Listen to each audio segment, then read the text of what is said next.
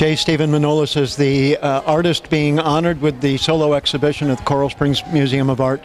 This is the culmination of a year's worth of work or more? A little bit more. A year ago, I was invited to the previous artist's expression of this in December 2015. I knew at the time I came that my exhibition would be 1 year later. Wow.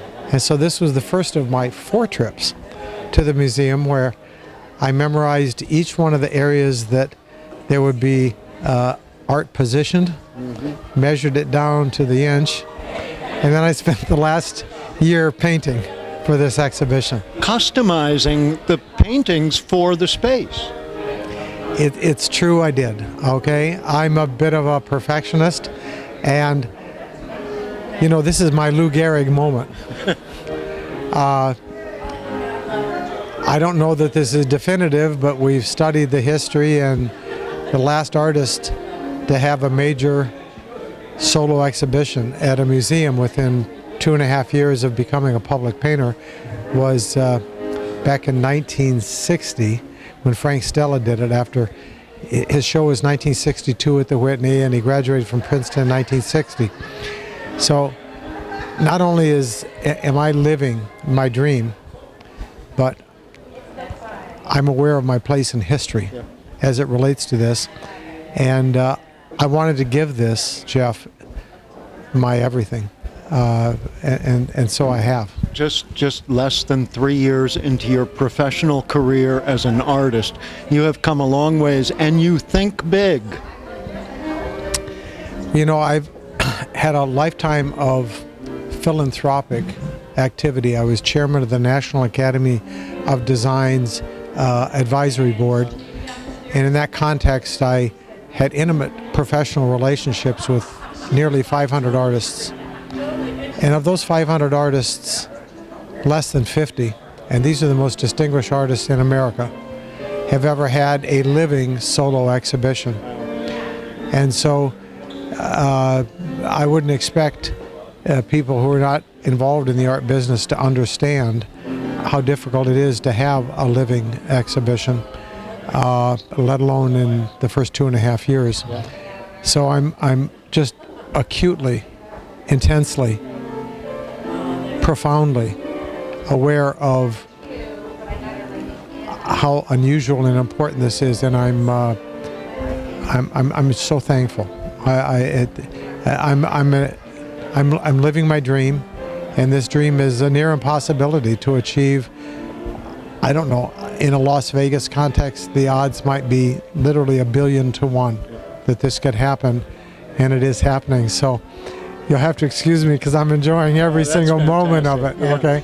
And when I said you think big, you also paint big, and your work is totally impressive, and everyone here tonight is really going to enjoy what they see, I think. You know, I'm reminded of Donald Cuspit wrote an essay recently on my work. I was it took my breath away. But in the end, he said that my style of abstract expressionist painting was happy. Yeah. And That's a great way to put it. It's true. My painting, I think, expresses my joy, my happiness, my excitement for life. The saddest moment of my day is when I go to bed.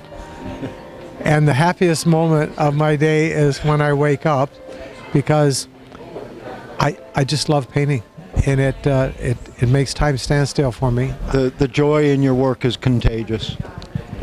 So I paint I paint 7 days a week, and oh my goodness, sometimes the hours just keep going on. All right, I don't like to stop, but that's a blessing. I mean, for anybody in life to love what they do so much, and my calling was to do this, and I'm going to do everything in my human power to make it my legacy.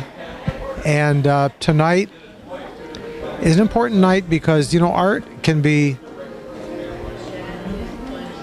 recreational, it can be decorative, it can be collectible, and it can be investable. No artist in history has ever been investable without a solo exhibition. Probably in a historic context,